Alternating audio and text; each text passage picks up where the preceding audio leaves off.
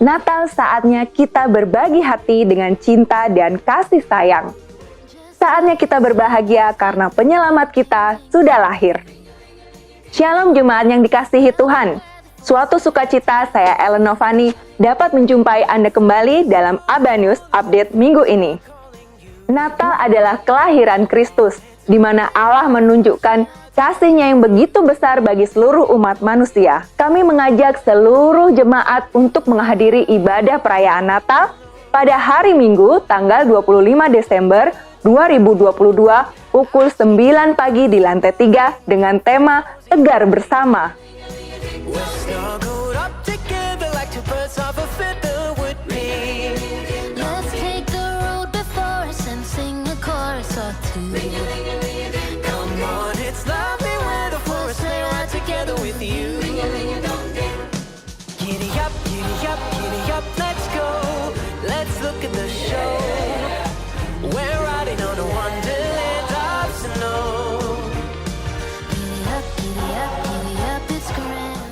Jangan lupa untuk adik-adik Kega akan bersama-sama bergabung dalam ibadah Natal nanti.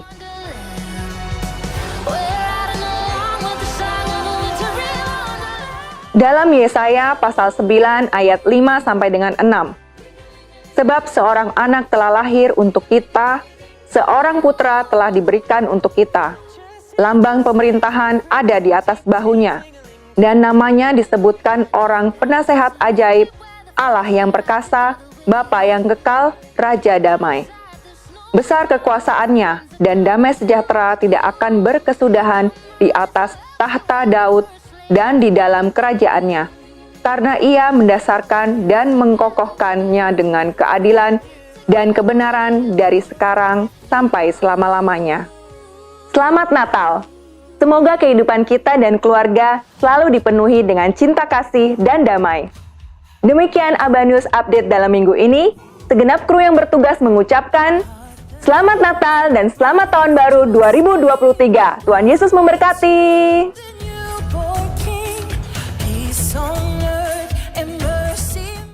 Salam sehat seutuhnya, salam budaya baru. Saya selalu mengingatkan bahwa setiap kita harus menjaga kesehatan kita secara utuh. Khususnya masa-masa yang tidak mudah ini. Ingat, jangan lupa ini, oke? Masker dan hand sanitizer, dan kita sedang hidup di dalam budaya kerajaan Allah. Tema hari ini seperti 3 minggu yang lalu saya sudah sampaikan, kita akan berbicara, kita akan menyelidiki kehidupan Demas. Saya sudah berbicara tentang kehidupan Barnabas, kemudian kemenakannya Markus, dan hari ini tentang Demas. Temanya adalah Demas hidup di luar budaya kerajaan Allah. Markus dan Barnabas hidup di dalam budaya kerajaan Allah. Sebelum saya melanjutkan pembahasan kita, izinkan saya mengingatkan, hari ini 18 Desember, hari yang spesial. Spesialnya apa?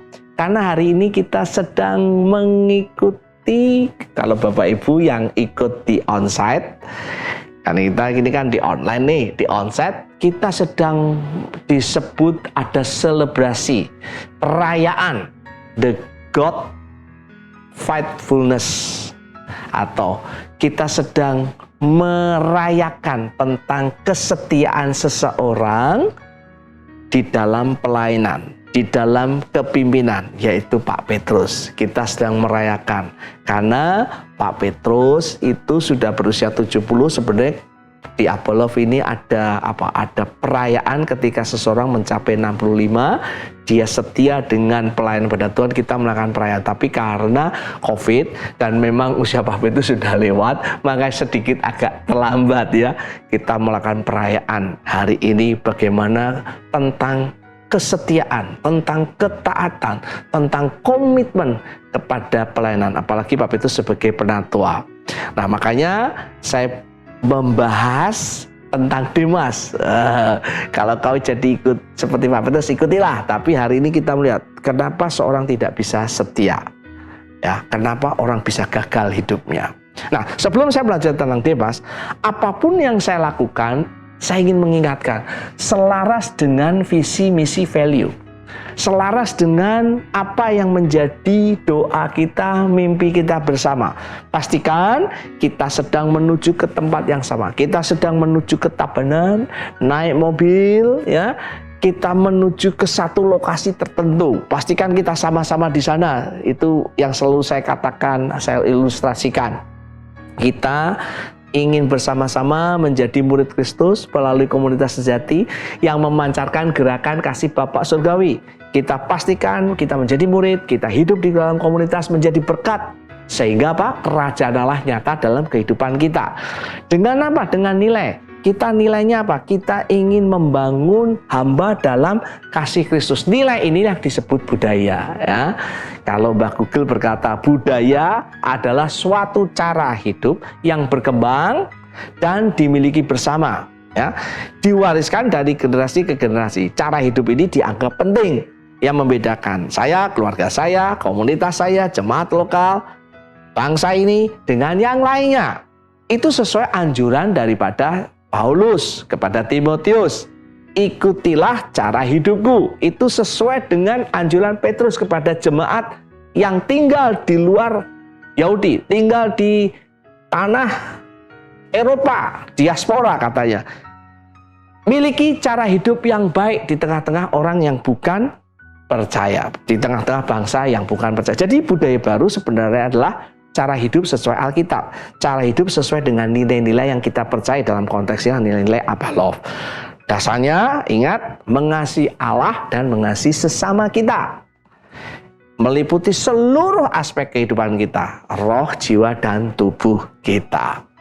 Tadi saya singgung dari awal, hari ini 18 Desember hari khusus buat jemaat Abalov karena kita sedang merayakan tentang ketaatan, kesetiaan, komitmen seseorang, Pak Petrus sebagai penatua dan pemimpin terhadap panggilan Tuhan.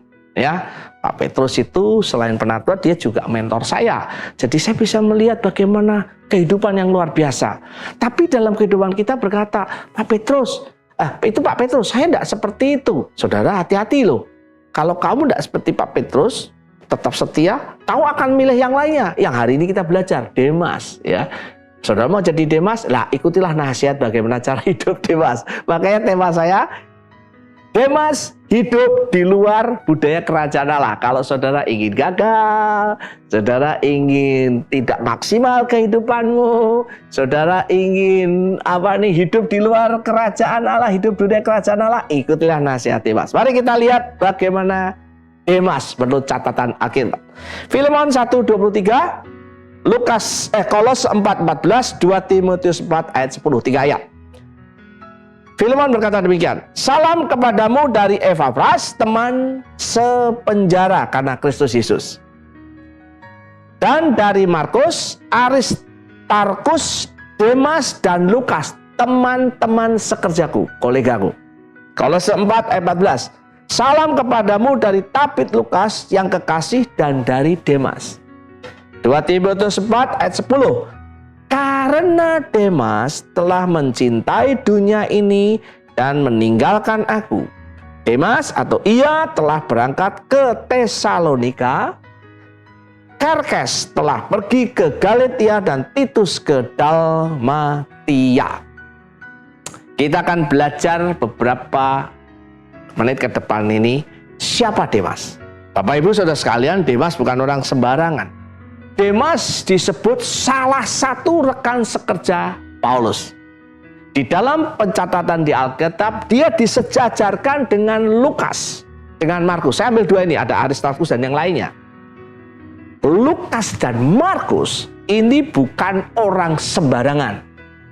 Markus kita sudah belajar minggu lalu, ya. Orang yang penulis Injil Markus di bawah arahan Petrus. Lukas adalah penulis Injil Lukas. Menurut banyak orang di dalam arahan Paulus, muridnya Paulus. Dan Demas juga. Paulus mensejajarkan dengan mereka berdua. Paulus begitu menghargai, saya katakan menghargai apa yang dilakukan Demas. Apa yang dikerjakan Demas di dalam pelayanan lintas budaya, misi lintas budaya. Demas ini rekan sekerja. temannya Paulus.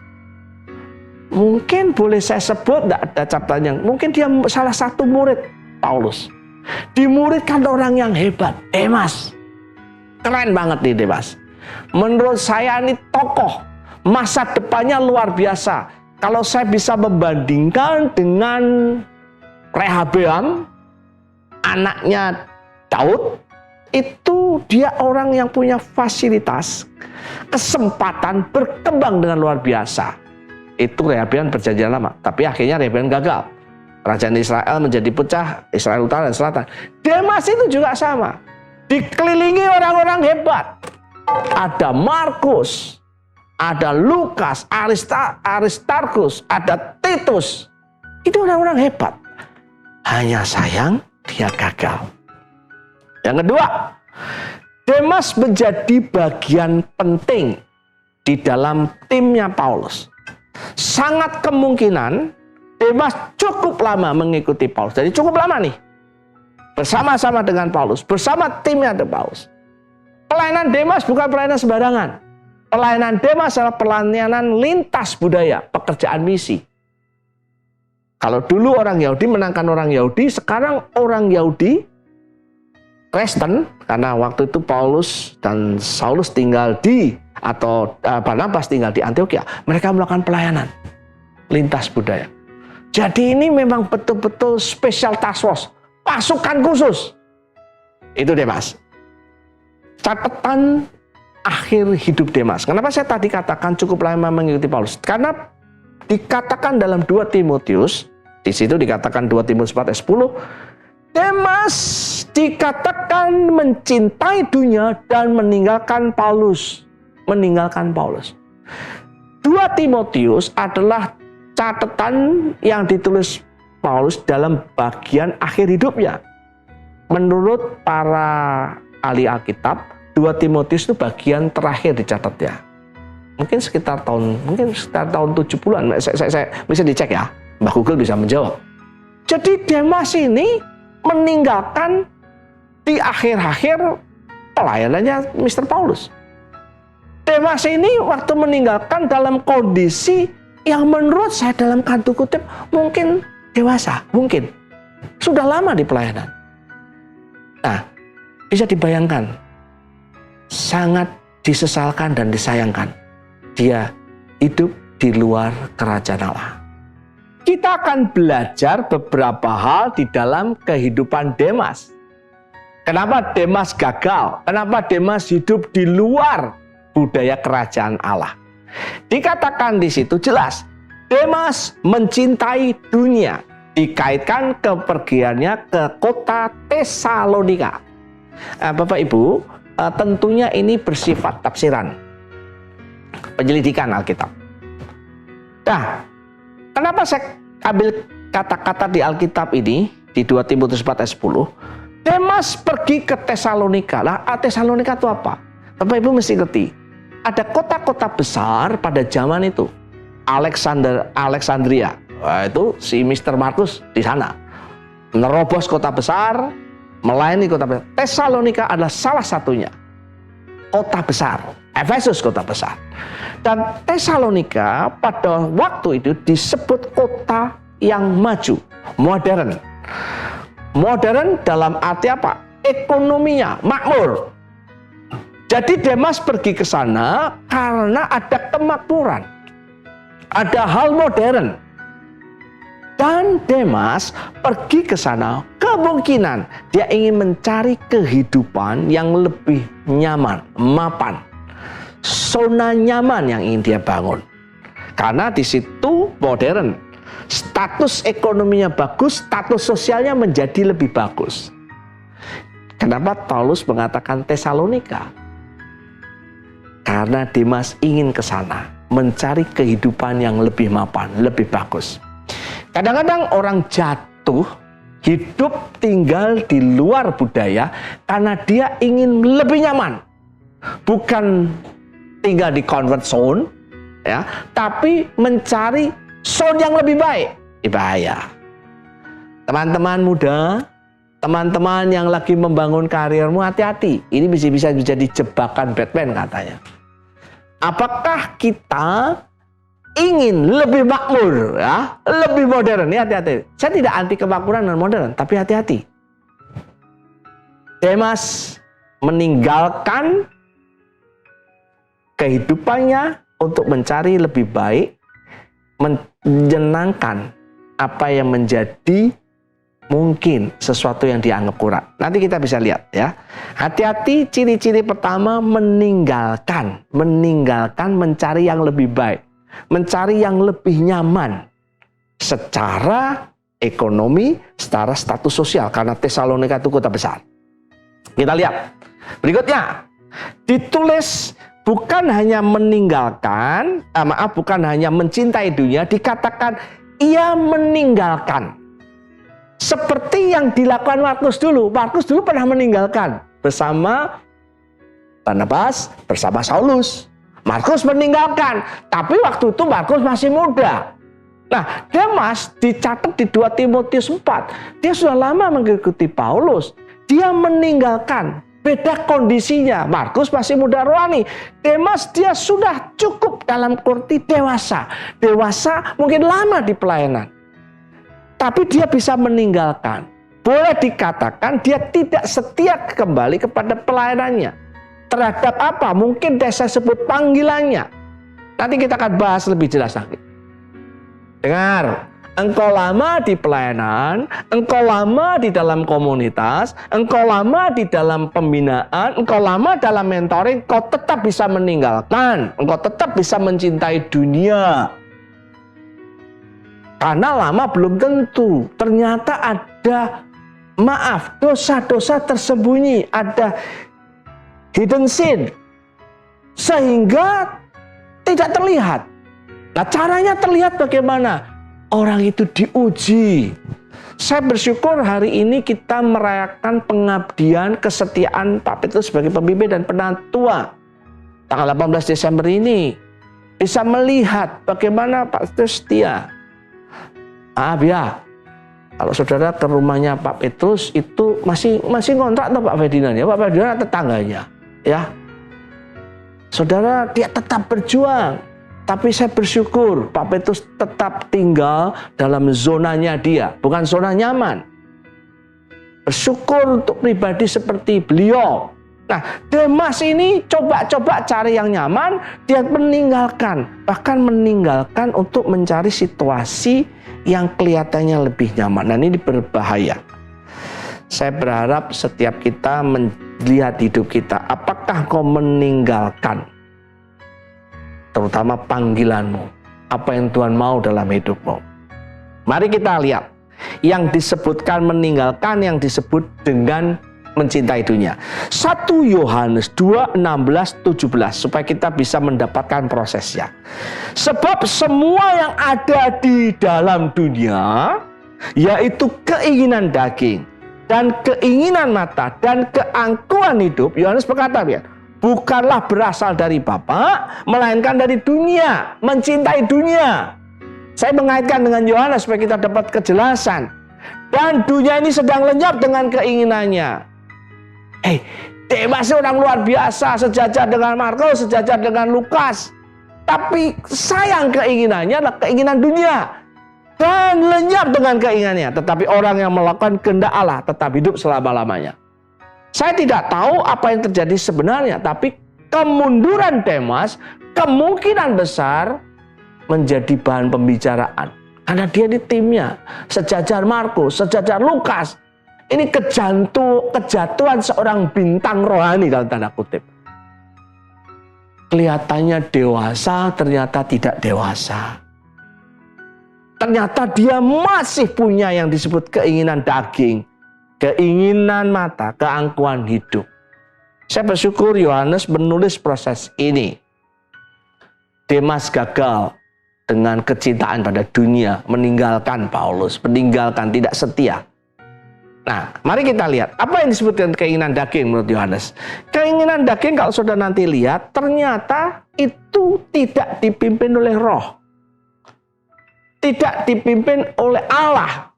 Kalau saya boleh menggantikan, tidak menjadikan Yesus sebagai juru selamat dan Tuhan. Mungkin juru selamat masih, tapi Tuhan, penguasa itu hidup dia.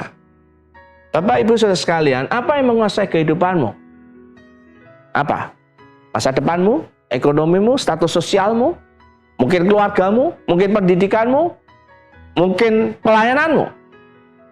Pastikan dalam kehidupan kita, hanya Tuhan Yesus, hanya Allah yang menjadi yang terutama. Di luar itu adalah berhala. Selalu Tuhan mengingatkan siapa yang terutama. Hari-hari ini ketika istri saya sakit, siapa yang jadi terutama? Kekhawatiran saya, ketakutan saya, kecemasan saya, atau siapa? Saya pernah saksikan anak saya kuliah di Kanada, secara ekonomi tidak mungkin. Saya hari ini kadang-kadang takut. Dulu kita ekonominya pas-pasan, Elizabeth berangkat, ya kita bisa bayar uang kuliahnya tuh. Bisa bayar uang bulan. Sekarang menurut saya ekonominya lebih baik, ada income yang lebih baik. Lisbeth juga hari ini sudah bekerja di Kanada, harusnya lebih nyaman ya Pak Ferdinand. Ternyata takut tuh Pak Ferdinand. Bisa takut tuh. Duh, nanti kuliahnya gimana? Tahun depan gimana? Benar saudara, mulai mikir yang enggak-enggak. Dengar baik-baik. Saya ngalami. Waktu saya memberikan mengkuliahkan Lisbeth di luar negeri itu kita pas-pasan. Ya pas-pasan, ya mungkin bisa tobok lah bahasanya. Tiap bulan ada minus. Tapi sekarang kita lebih bagus, Elizabeth kerja dapat income, justru kita takut. Aneh toh itu manusia. Nah, ini contoh. Saya tidak menuduh saudara, tapi ini yang saya alami. Kita punya kecemasan, ketakutan. Karena apa?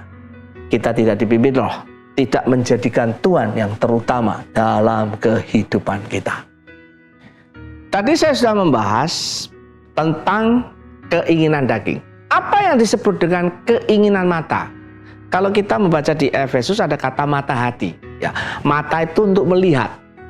Mata itu kata lain visi. Ya, kata itu kata lain melihat sesuatu yang lebih besar, dalam hal ini tentu bersama Tuhan. Nah, Demas tidak melihat.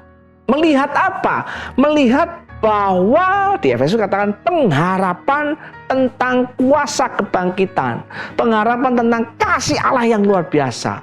Kegagalan Demas adalah melihat kasih dan kuasa Allah yang bekerja dengan dahsyat atas kehidupannya. Dia kehilangan pengharapan tentang betapa besar kasih dan kuasa Allah atas hidupnya.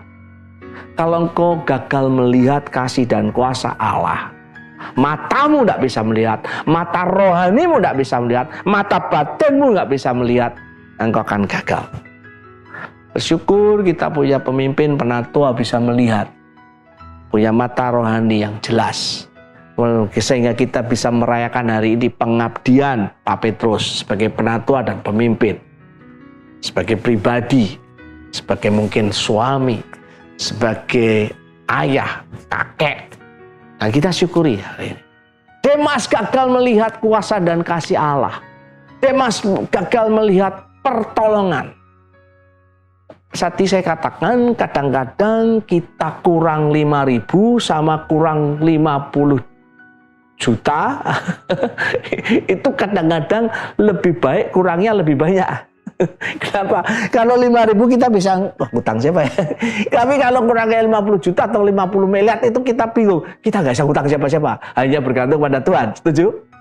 Tadi saya katakan, kekhawatiran, ketakutan. Nah, kita bisa nggak melihat kasih Tuhan, kuasa Tuhan? Selalu saya ingatkan, ketika saya di dalam tertekan, saya selalu ingat, di mana kehidupan saya yang paling berbahaya, mungkin paling mendasar, di mana Tuhan tolong. Saya selalu ingat itu. Kenapa Bapak Ibu Saudara sekalian? Penting dalam hidup kita punya penderitaan, punya pain, punya kegagalan, punya ketidakmampuan. Ketika kita dalam kondisi itu, kita ingat di mana kita pernah berada. Dan Tuhan tolong. Tuhan tolong.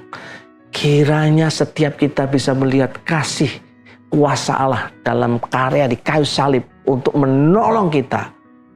Kita ini dulu hamba dijadikan anak. Ya, hamba dosa dijadikan anak Allah. Saya berharap setiap kita bisa melihat ini. Demas gagal melihat itu. Demas gagal melihat betapa hebat kasih dan kuasa Tuhan. Gagal. Apa bedanya Petrus dan Yudas Iskariot? Dua-duanya berkhianat. Betul nggak? Dua-duanya berkhianat loh. Tapi yang menarik, Petrus si pengkhianat menjadi pemimpin gereja. Sedangkan Yudas disebut, maaf ya, masuk neraka, tidak bertobat. Bedanya cuma satu. Petrus bisa melihat kuasa kasih pengampunan Allah. Dia menangis waktu ditegur. Yudas dikatakan dia bunuh diri. Dia menolak kasih itu. Ya memang ada yang berkata Yudas ditetapkan untuk dia apa? Masuk neraka. Betul, ketetapan kemahatauan Tuhan. Tapi ingat, dia memberikan respon yang salah. Kita perlu melihat kasih dan kuasa Allah yang begitu besar disediakan pada kita. Justru di dalam ketertekanan, Demas takut masa depannya. Dia pengen ke Tesalonika. Padahal dia sudah mengikuti Paulus dan mungkin hampir mencapai garis finish. 2 Timotius itu dikatakan, aku mengakhiri pertandingan iman dengan baik. Sayang Demas tidak bisa melakukan itu ya. Wow. Hampir finish menurut saya. Karena ditulis di Paulus di kitab terakhir. Dan berikutnya, keangkuhan hidup. Angkuh sombong. Artinya apa? Demas tidak berharap kepada Tuhannya, berharap pada kemampuan diri sendiri. Tadi sudah saya saksikan ketika saya dalam pas-pasan membiayai kuliah Elizabeth yang tidak murah di Kanada. Ketika Elizabeth punya income harusnya kan lebih baik toh. Tapi kembali, kenapa? Saya khawatir karena saya berpikir dengan keuangan saya, dengan keuangannya Elizabeth yang dapat income itu, ternyata bukan itu. Keuangan Allah yang mencakupkan. Berkat ilahi melalui keuangan Tuhan, melalui berkat dari keuangan Tuhan ini saya bisa mencukupi kebutuhan. Saya berharap setiap kita melihat berkat itu dari Tuhan. Berkat Tuhanlah yang menjadikan kaya, susah payah tidak menambahi. Itu katanya Amsal, katanya Mr. Salomo, orang paling kaya di dunia. Jemaat Tuhan yang dikasihi, ingat, apakah engkau bergantung pada kekuatanmu sendiri atau kekuatan Allah? Kalau engkau bergantung pada kekuatanmu sendiri, terbatas. Contoh nih Pak Ferdinand, ini kira-kira lebih dari 1 on nggak? Ada ya? Kecil, itu dilempar-lempar bisa. Hot, bisa. Ringan. Diangkat 1 menit, bisa nggak Pak? Bisa ya 1 menit. 1 jam? Masalah. 1 hari, kecil jadi besar. Karena kita angkat sendiri. Betul nggak? Saya ingin mengilustrasikan gitu. Sekecil apapun kau angkat sendiri, pasti capek. Nggak saja, nggak ada beban, tanganmu gini aja deh. 1 menit bisa, 1 jam bisa. Coba 2 jam. Coba sehari, pasti kemeng lah. Tapi lain, kalau saya angkat di sini saya kasih tatakan, Pak ya, kasih apalah, coba gini aja, nggak masalah, kuat. Itulah ilustrasi yang tepat. Siapa yang mengangkat? Kalau kau pakai kekuatanmu sendiri, kita pakai kekuatan sendiri, nggak kuat. Hanya kekuatan Allah yang memampukan. Yang terakhir dari Demas. Demas menurut saya tidak menjaga nilai-nilai yang sudah dia terima. Dia hidup dengan kehidupan bersama Paulus, bersama Lukas, bersama Markus. Wah, dia punya interaksi yang luar biasa. Sayang sekali nilai-nilainya tergerus dengan nilai-nilai dunia. Kekhawatiran, keangkuhan hidup. Akhirnya Demas mencintai dunia. Ini yang paling berbahaya. Berbahaya. Bukan berbahagia, berbahaya. Dengar jemaat, ketika engkau mencintai dunia, engkau tidak bisa balik. Karena itulah kita harus terus hidup di dalam budaya kerajaan Allah. Kita mau hidup, kita mau menjaganya. ini kita anggap penting. Bahkan bukan kita anggap penting, kita wariskan. Budaya ini harus diwariskan kepada siapa? Keluarga kita, ayah, istri dan anak-anakmu. Ibu, ajarkan pada anak-anakmu. Kita sebagai kakak ceritakan kepada cucu kita. Kita bagikan di komunitas kita, komsel kita, di dalam kelompok pemuda. Itu mesti. Budaya harus diceritakan, harus diteruskan, harus dijaga. Dan bukan itu saja, dihidupi. Demas tidak menghidupi. Ada godaan justru waktu yang tepat untuk membuktikan budayanya benar atau enggak. Betul? Bagaimana kita tahu mau naik tingkat? Dulu ada karate itu Pak ya, ban pertama ban putih ya. Untuk tahu bisa naik mesti diuji. Sanggup apa enggak? Betul? Untuk jadi ban hitam ada ujiannya, lebih berat. Dan 1 dan 2 dan sebagainya. Ya toh? Saudara, untuk naik kelas baru ujian. Sayang Demas ini mau terakhir loh. Ada ujian tentang kota Tesalonika. Akhirnya membuktikan dasarnya dia apa. Izinkan saya mengingatkan jemaat Apollo Bali yang dikasih Tuhan khususnya. Siapa yang menjadi kecintaanmu? Siapa yang menjadi dasar hidupmu? Demas dikatakan mencintai dan meninggalkan karena dia hidup dalam keinginan daging. Tidak dipimpinlah. Yesus bukan yang utama dalam hidup dia. Dia tidak bisa melihat kasih dan kuasa Allah. Dia berharap bukan pada Tuhan. Kemampuan diri membuat dia gagal. Dan dia tergerus dengan nilai-nilai dunia ini. Saya berharap setiap kita tetap bertahan, menghidupi, dan terus menghidupi dan mengajarkan. Dan ketika kita kuat, kita akan melihat kemuliaan Allah dinyatakan. Mau pilih kehidupannya seperti Pak Petrus atau Demas ya? Kira-kira akan gitu, tanggal 18 Desember ini ya. Dan nanti kita akan ada diskusi di kelompok kita, ya, diskusi, disediakan bahan untuk kita sharing, untuk menguatkan. Dan sebelum saya menutup dalam doa, izinkan saya mengingatkan, hiduplah dalam budaya kerajaan Allah. Kita akan mengakhiri tahun ini, kita mengevaluasi apakah hidup kita lebih baik. Lebih baik dalam konteks mengikuti Allah. Kita bisa evaluasi. Kalau saudara punya goal setting, evaluasi goal settingmu. Kalau kau punya mimpi, lihat apakah yang terjadi dengan mimpimu. Tentunya mimpi bisa berkaitan kerohanian, intelektual, dengan sosial, dengan budaya, dan sebagainya. Mari kita berdoa. Tuhan Yesus, terima kasih untuk hari ini. Pertama, anakmu bersyukur bahwa Tuhan mengajar kami melalui firman Allah tentang kehidupan Demas. Bagaimana orang yang bisa atau mau atau memutuskan hidup di luar budaya kerajaan Allah. Anakmu berdoa supaya proses Demas menolong kami untuk kami hidup di dalam budaya kerajaan Allah. Ampuni kami kalau kami punya sifat, punya sikap, punya keinginan seperti Demas. Tapi kami hari ini diingatkan supaya hidup kami hidup di dalam budaya kerajaan Allah.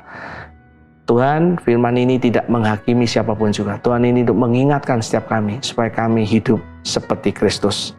Yang kedua, anakmu ingin bersyukur untuk dedikasi, pengorbanan, kesetiaan, komitmen dari kehidupan Pak Petrus. Sampai usia batas 65 tahun yang ditetapkan oleh kepimpinan kepanatuan di Apollo. Pak Petrus sudah melewati, dan hari ini kami punya kesempatan melewati tahun sebelum tahun 2022 ini, kami bisa melihat kasih setia Allah atas kehidupan seseorang. Sebagai pribadi, sebagai suami, sebagai ayah, sebagai kakek, Tuhan, sebagai pemimpin di jemaat, di komunitas, Tuhan, aku terus berdoa supaya dedikasi dia boleh menurun, boleh diwariskan, bukan hanya ke keluarganya, tapi setiap kami, jemaat di Apollo dan pasar ini, di Apollo Bali ini. Kami bersyukur untuk hal ini.